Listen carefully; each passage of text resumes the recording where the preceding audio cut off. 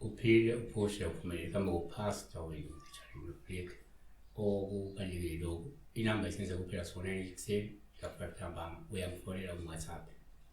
Abantu abaningi baya ku-WhatsApp, abanye bayinyanga, abanye bayizangoma, baya lapha nabo bandlela abasebenza ngayo.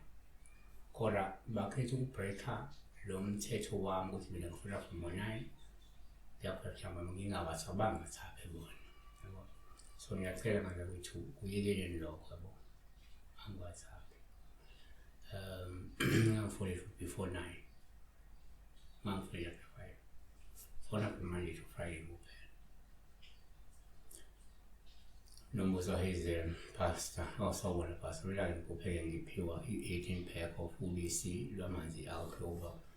She dreamed of herself being given milk, a 18 pack of milk, a clover brand.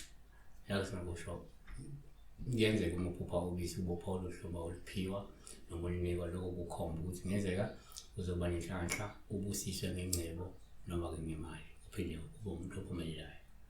Izaga 27:27 la kuba khona ubisi lezibuzo lwanele ukudla kwakho nokudla kwendle yakho.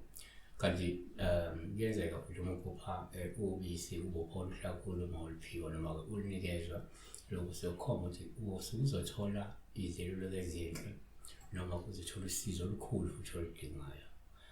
Genesis 8:8 wathatha amaqangqa nobisi lethole alilungisile wabeka phambi kwawo wema ngakuwo phansi komuthi adla.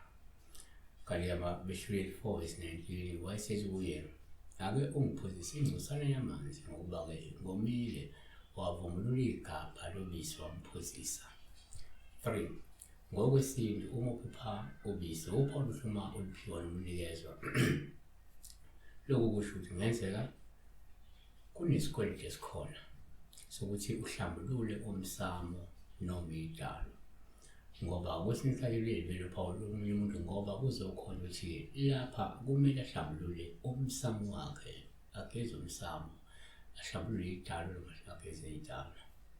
Number 4, futhi umphupha ubisi kuyaba uphawu oluhluma oluphiwa noma kunyathi umnikezwa umuntu umuntu. Lokhu kusho ukuthi ngenzeka uma ukuthi umuntu kamandla manje imimoya yakho idinga ukuthi uyilungise. 5. Kwesinye isikhathi uma uphupha ubisi uphawu oluhlakulo oluphiwa noma unikwa lokho kungabe kuvele la kuzokhomba ukuthi ngenzeka umuntu otholayo noma okwamukela isifundo esikhulu sezwi likaNkulunkulu.